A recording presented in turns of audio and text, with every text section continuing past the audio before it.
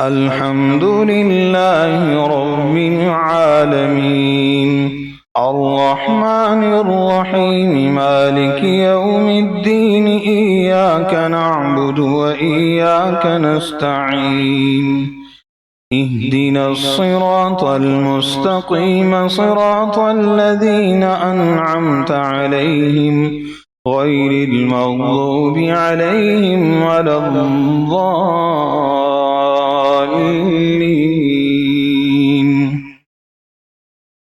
قد سمع الله قول التي تجادلك في زوجها وتشتكي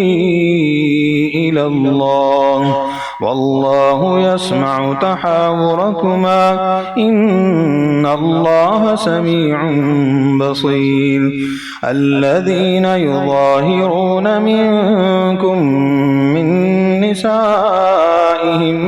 ما هن أمهاتهم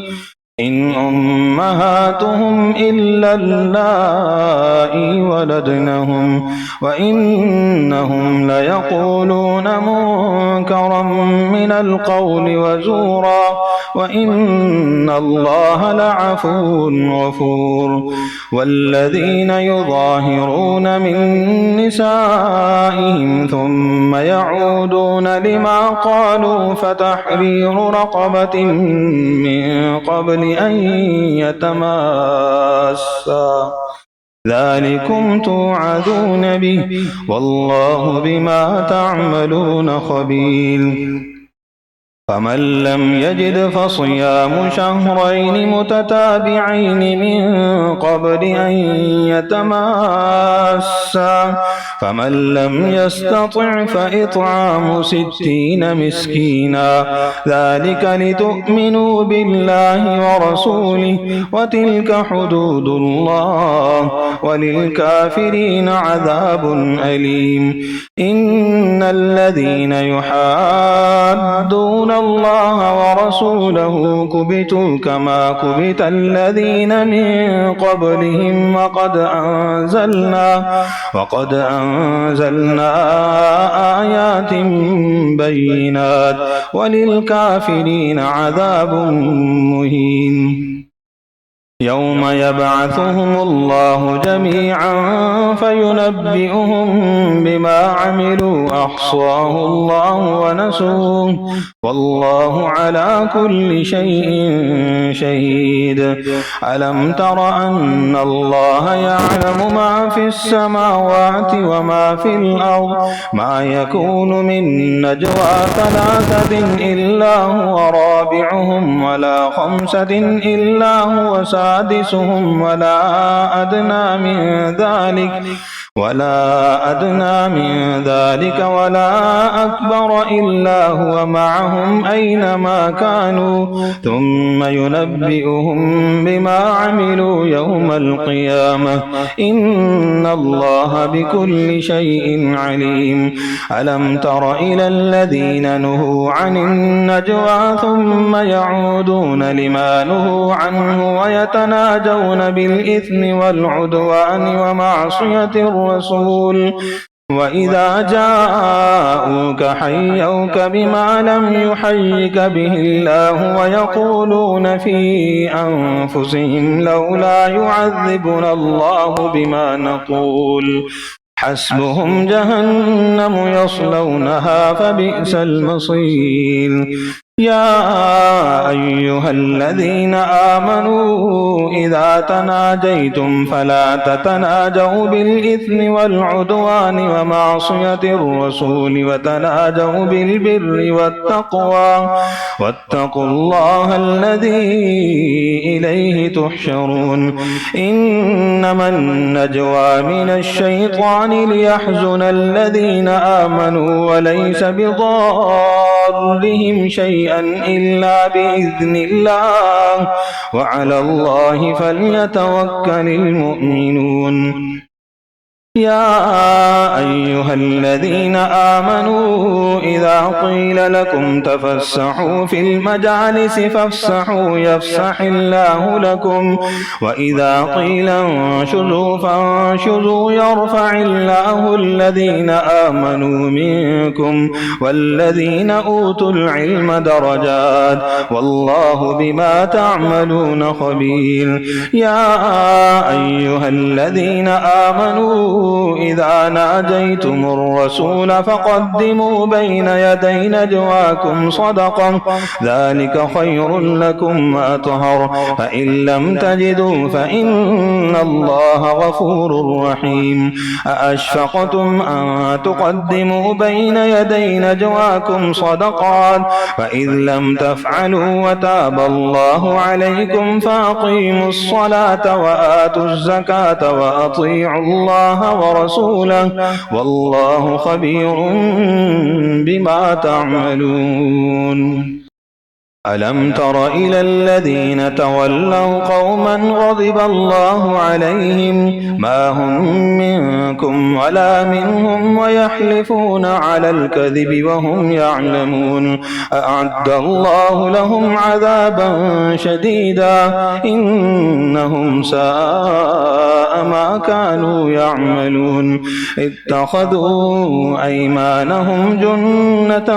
فصدوا عن سبيل الله فلهم عذاب مهين. لن تغني عنهم أموالهم ولا أولادهم من الله شيئا أولئك أصحاب النار هم فيها خالدون. يوم يبعثهم الله جميعا فيحلفون له كما يحلفون لكم ويحسبون أنهم على شيء ألا إنهم هم الكاذبون. استحوذ عليهم الشيطان فأنساهم ذكر الله أولئك حزب الشيطان ألا إن حزب الشيطان هم الخاسرون. إن الذين يحادون الله ورسوله أولئك في الأذلين. كتب الله لأغلبن أنا ورسلي إن الله قوي عزيز. لا تجد قوما يؤمنون بالله واليوم الآخر يوادون من حاد الله ورسوله ولو كانوا آباءهم أو أبناءهم أو إخوانهم أو عشيرتهم أولئك كتب في قلوبهم الإيمان وأيدهم بروح منه ويدخلهم جنات تجري من تحتها الأنهار خالدين فيها رضي الله عنهم ورضوا عنه أولئك حزب الله ألا إن حزب الله هم المفلحون.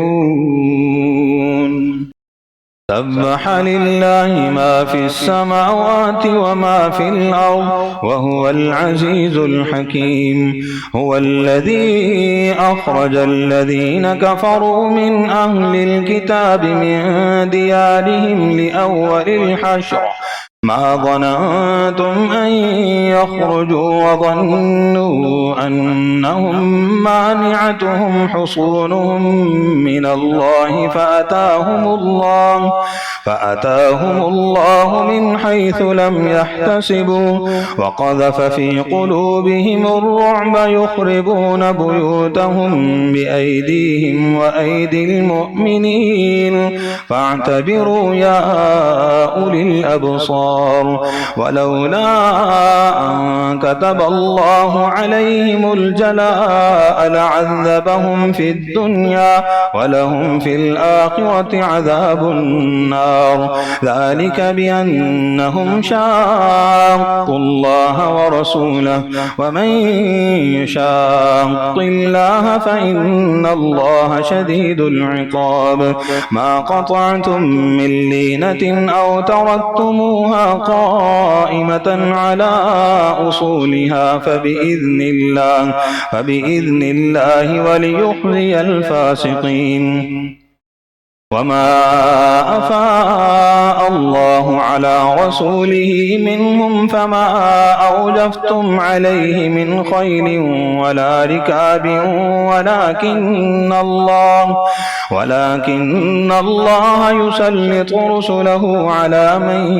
يشاء والله على كل شيء قدير ما أفاء الله على رسوله من أهل القرى فلله وللرسول ولذي القربى واليتامى والمساكين وابن السبيل كي لا يكون دولة بين الأغنياء منكم وما آتاكم الرسول فخذوه وما نهاكم عنه فانتهوا واتقوا الله إن الله شديد العقاب للفقراء المهاجرين الذين أخرجوا من ديارهم وأموالهم يبتغون فضلا من الله ورضوانا وينصرون الله ورسوله أولئك هم الصادقون والذين تبوأوا الدار والإيمان من قبلهم يحبون من هاجر إليهم ولا يجدون في صدورهم حاجة مما أوتوا ويؤثرون على أنفسهم ولو كان بهم خصاصة ومن يوق شح نفسه فأولئك هم المفلحون والذين جاءوا من بعدهم يقولون ربنا اغفر لنا ولإخواننا الذين سبقونا بالإيمان ولا تجعل في قلوبنا غلا للذين آمنوا ربنا إنك رؤوف رحيم ألم تر إلى الذين نافقوا يقولون لإخوانهم الذين كفروا من أهل الكتاب لئن أخرجتم لنخرجن معكم ولا نطيع فيكم أحدا أبدا وإن قوتلتم لننصرنكم والله يشهد إنهم لكاذبون لئن أخرجوا لا يخرجون معهم ولئن قوتلوا لا ينصرونهم ولئن نصروهم ليولن الأدبار ثم لا ينصرون لأنتم أشد رهبة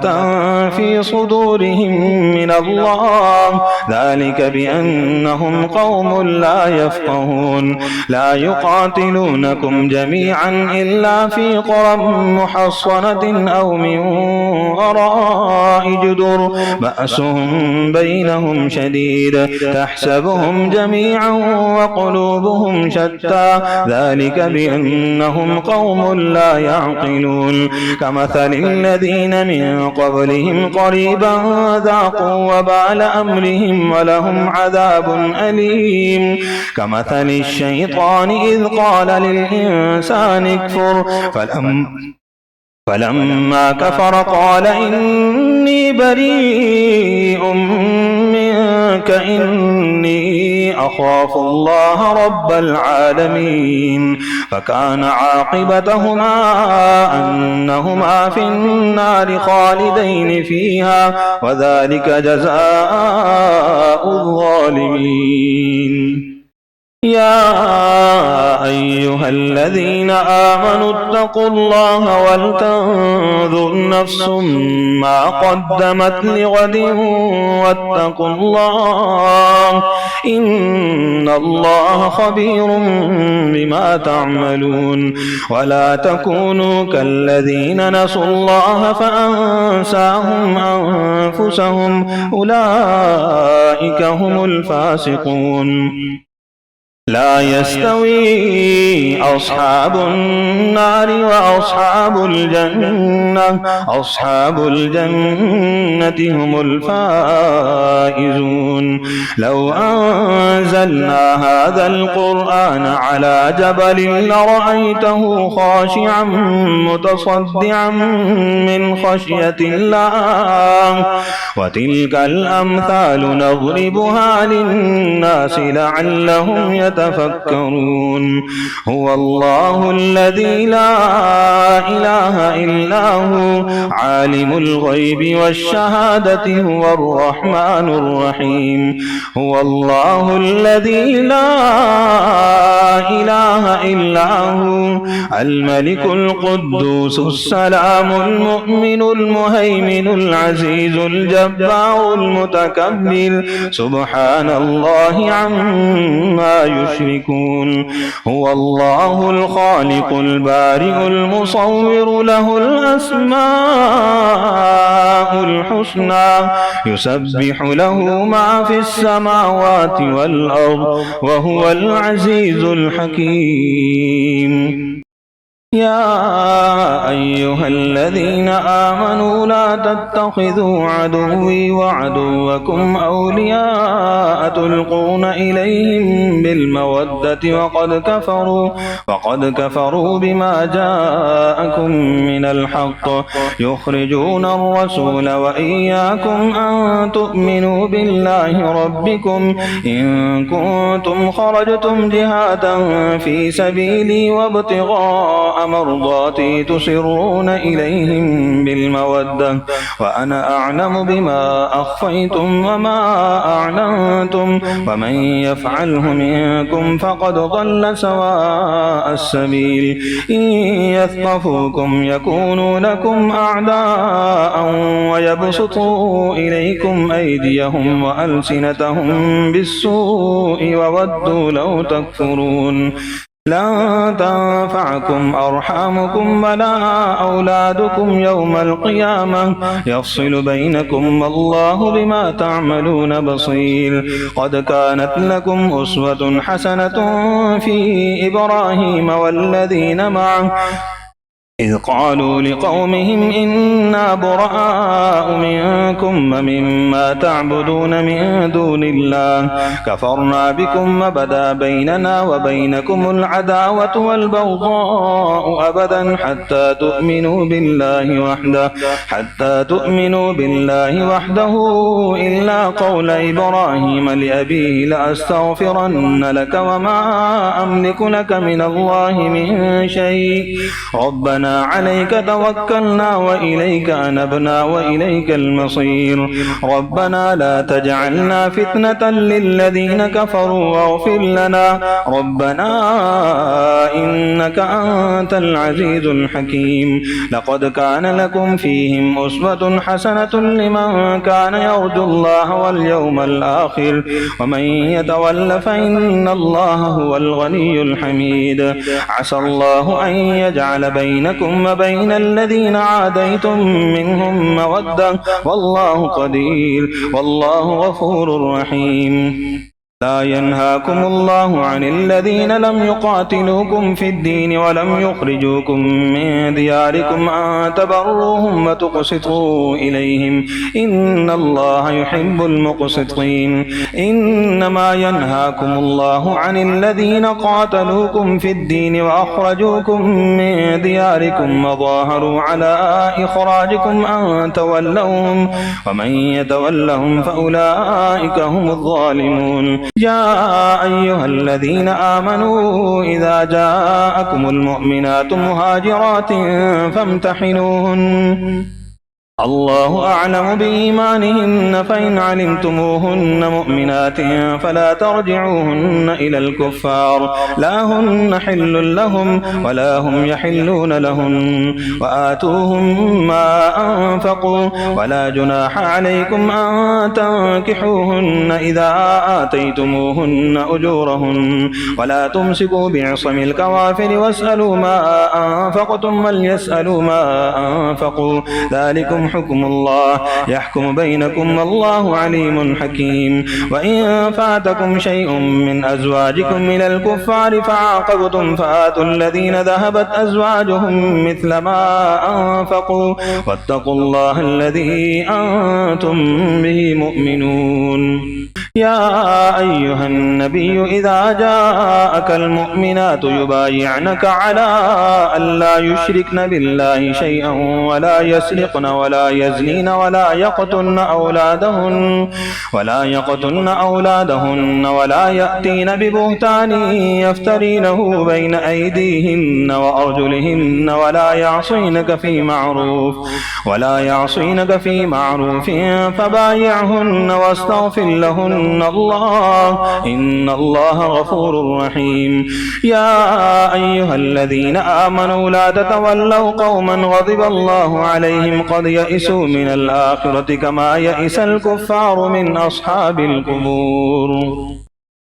سبح لله ما في السماوات وما في الأرض وهو العزيز الحكيم يا أيها الذين آمنوا لم تقولون ما لا تفعلون كبر مقتا عند الله أن تقولوا ما لا تفعلون إن الله يحب الذين يقاتلون في سبيله صفا كأنهم بنيان مرصوص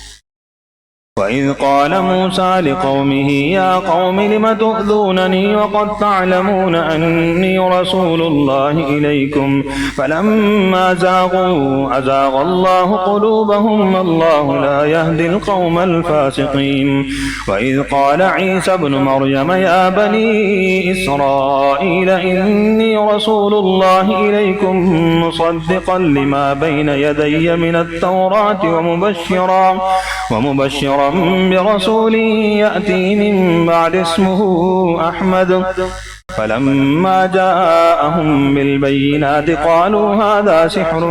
مبين ومن أظلم ممن افترى على الله الكذب وهو يدعى إلى الإسلام والله لا يهدي القوم الظالمين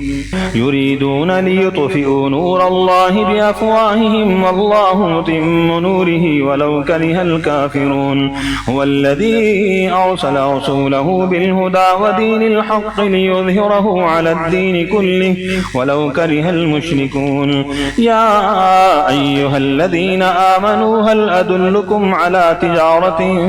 تنجيكم من عذاب أليم تؤمنون بالله ورسوله وتجاهدون في سبيل الله بأموالكم وأنفسكم ذلكم خير لكم إن كنتم تعلمون يغفر لكم ذنوبكم ويدخلكم جنات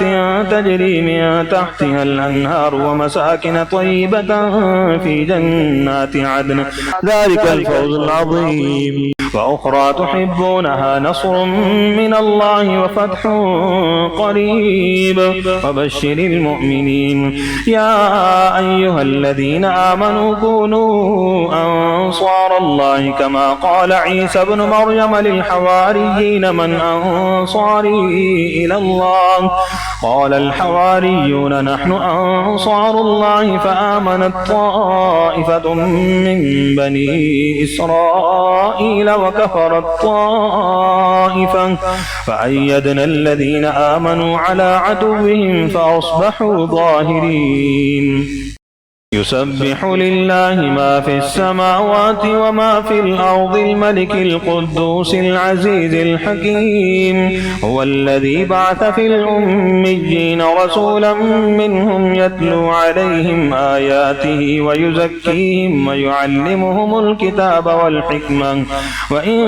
كانوا من قبل لفي ضلال مبين وآخرين منهم لما يلحقوا بهم وهو العزيز الحكيم ذلك فضل الله يؤتيه من يشاء والله ذو الفضل العظيم مثل الذين حملوا التوراة ثم لم يحملوها كمثل الحمار يحمل أسفارا بئس مثل القوم الذين كذبوا بآيات الله والله لا يهدي القوم الظالمين قل يا أيها الذين هادوا إن زعمتم أنكم أولياء لله من دون الناس فتمنوا الموت إن كنتم صادقين ولا يتمنونه أبدا بما قدمت أيديهم والله عليم بالظالمين قل إن الموت الذي تفرون منه فإنه ملاقيكم ثم تردون إلى عالم الغيب والشهادة فينبئكم بما كنتم تعملون يا أيها الذين آمنوا إذا نودي للصلاة من يوم الجمعة فاسعوا إلى ذكر الله وذروا البيع ذلكم خير لكم إن كنتم تعلمون فإذا قضيت الصلاة فانتشروا في الأرض وابتغوا من فضل الله واذكروا الله كثيرا لعلكم تفلحون وإذا رأوا تجارة أو لهوا انفضوا إليها وتركوك قائما قل ما عند الله خير من اللهو ومن التجارة والله خير الرازقين إذا جاءك المنافقون قالوا نشهد إنك لرسول الله والله يعلم إنك لرسوله والله يشهد إن المنافقين لكاذبون اتخذوا أيمانهم جنة فصدوا عن سبيل الله إنهم ساء ما كانوا يعملون ذلك بأنهم آمنوا ثم كفروا فطبع على قلوبهم فهم لا يفقهون وإذا رأيتهم تعجبك أجسامهم وإن يقولوا تسمع لقولهم كأنهم خشب مسندة يحسبون كل صيحة عليهم هم العدو فاحذرهم قاتلهم الله أنى يؤفكون وإذا قيل لهم تعالوا يستغفر لكم رسول الله لووا رؤوسهم ورأيتهم يصدون وهم مستكبرون سواء عليهم أستغفرت لهم أم لم تستغفر لهم لن يغفر الله لهم إن الله لا يهدي القوم الفاسقين هم الذين يقولون لا تنفقوا على من عند رسول الله حتى ينفضوا ولله خزائن السماوات والأرض ولكن المنافقين لا يفقهون يقولون لئن رجعنا إلى المدينة ليخرجن الأعز منها الأذل ولله العزة ولرسوله وللمؤمنين ولكن المنافقين لا يعلمون يا أيها الذين آمنوا لا تلهكم أموالكم ولا أولادكم عن ذكر الله ومن يفعل ذلك فأولئك هم الخاسرون وأنفقوا مما رزقناكم من قبل أن يأتي أحدكم الموت فيقول رب لولا أخرتني إلى أجل قريب فأصدق وأكن من الصالحين ولن يؤخر الله نفسا إذا جاء أجلها والله خبير بما تعملون يسبح لله ما في السماوات وما في الأرض له الملك وله الحمد وهو على كل شيء قدير هو الذي خلقكم فمنكم كافر ومنكم مؤمن والله بما تعملون بصير خلق السماوات والأرض بالحق وصوركم فأحسن صوركم وإليه المصير يعلم ما في السماوات والأرض ويعلم ما تسرون وما تعلنون والله عليم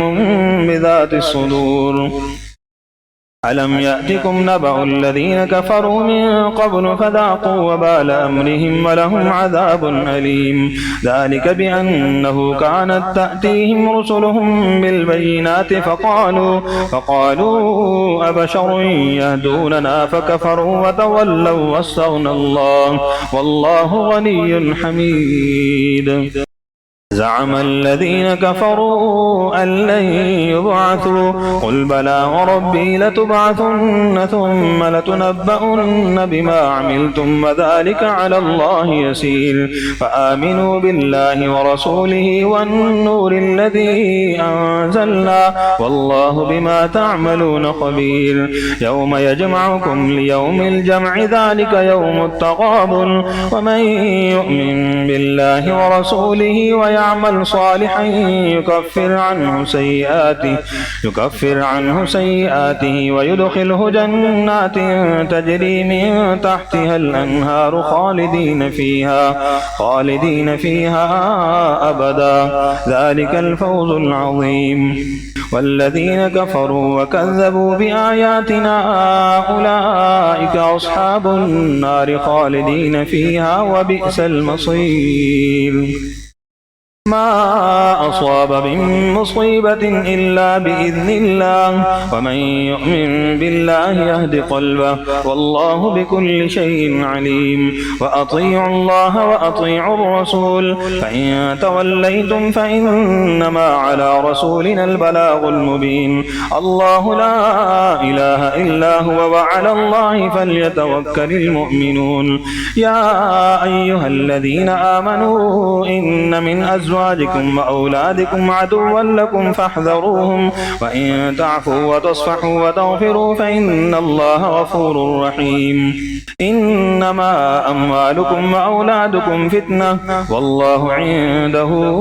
أجر عظيم فاتقوا الله ما استطعتم واسمعوا وأطيعوا وأنفقوا خيرا لأنفسكم ومن يوق شح نفسه فأولئك هم المفلحون إن تقرضوا الله قرضا حسنا يضاعفه لكم ويغفر لكم والله شكور حليم عالم الغيب والشهادة العزيز الحكيم يا أيها النبي إذا طلقتم النساء فطلقوهن لعدتهن وأحصوا العدة واتقوا الله ربكم لا تخرجوهن من بيوتهن ولا يخرجن إلا أن يأتين بفاحشة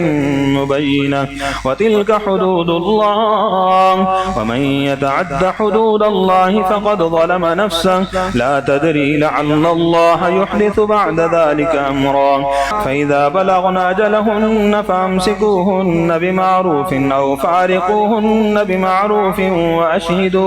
وأشهدوا ذوي عدل منكم وأقيموا الشهادة لله ذلكم يوعظ به من كان يؤمن بالله واليوم الآخر ومن يتق الله يجعل له مخرجا ويرزقه من حيث لا يحتسب ومن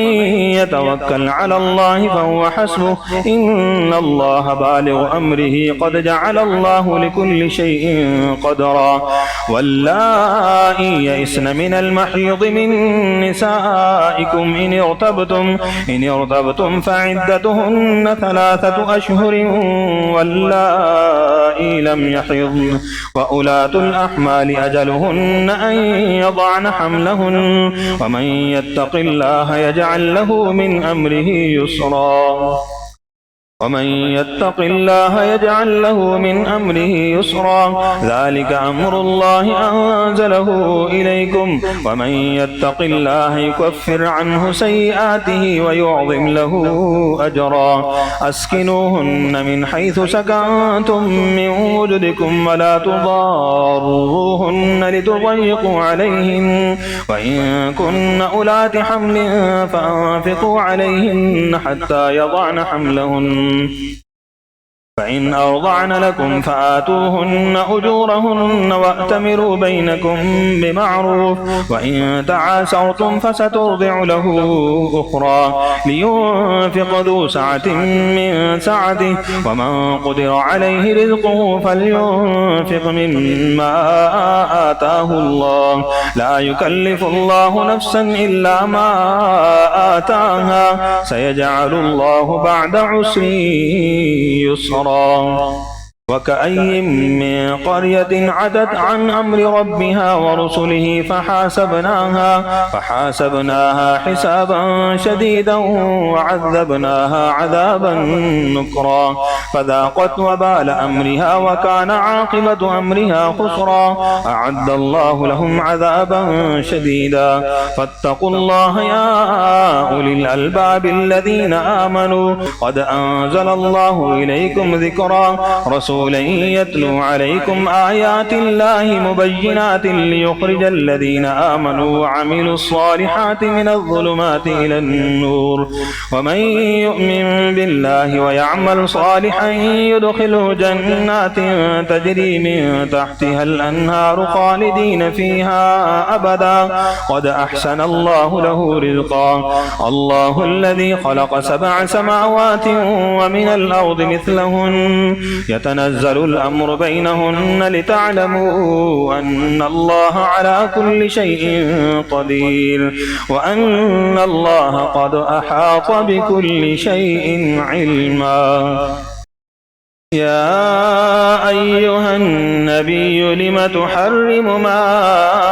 أحل الله لك تبتغي مرضات أزواجك والله غفور رحيم قد فرض الله لكم تحلة أيمانكم والله مولاكم وهو العليم الحكيم وإذ أسر النبي إلى بعض أزواجه حديثا فلما نبأت به وأظهره الله عليه عرف بعضه وأعرض عن بعض فلما نبأت به وأظهره الله عليه عرف بعضه وأعرض عن بعض فلما نبأها به قالت من أنبأك هذا قال نبأني العليم الخبير إن تتوبا إلى الله فقد صغت قلوبكما وإن تظاهرا عليه فإن الله هو مولاه وجبريل وصالح المؤمنين والملائكة بعد ذلك ظهير عسى ربه إن طلقكن أن يبدله أزواجا خيرا منكن مسلمات مؤمنات قانتات تائبات عابدات سائحات ثيبات وأبكارا يا أيها الذين آمنوا قوا أنفسكم وأهليكم نارا وقودها الناس والحجارة عليها ملائكة غلاظ شداد لا يعصون الله ما أمرهم ويفعلون ما يؤمرون يا أيها الذين كفروا لا تعتذروا اليوم إنما تجزون ما كنتم تعملون يعملون. يا أيها الذين آمنوا توبوا إلى الله توبة نصوحا عسى ربكم أن يكفر عنكم سيئاتكم ويدخلكم جنات تجري من تحتها الأنهار يوم لا يخزي الله النبي والذين آمنوا معه نورهم يسعى بين أيديهم وبأيمانهم يقولون ربنا أتمم لنا نورنا واغفر لنا إنك على كل شيء قدير. يا أيها النبي جاهد الكفار والمنافقين واغلظ عليهم ومأواهم جهنم وبئس المصير. ضرب الله مثلا للذين كفروا امرأة نوح وامرأة لوط كانتا تحت عبدين من عبادنا صالحين فخانتاهما فلم يغنيا عنهما من الله شيئا وقيل ادخلا النار مع الداخلين. وضرب الله مثلا للذين آمنوا امرأة فرعون إذ قالت رب ابن لي عندك بيتا في الجنة ونجني من فرعون وعمله ونجني من القوم الظالمين. ومريم ابنة عمران التي أحصنت فرجها فنفخنا فيه من روحنا وصدقت بكلمات ربها وكتبه وكانت من القانتين.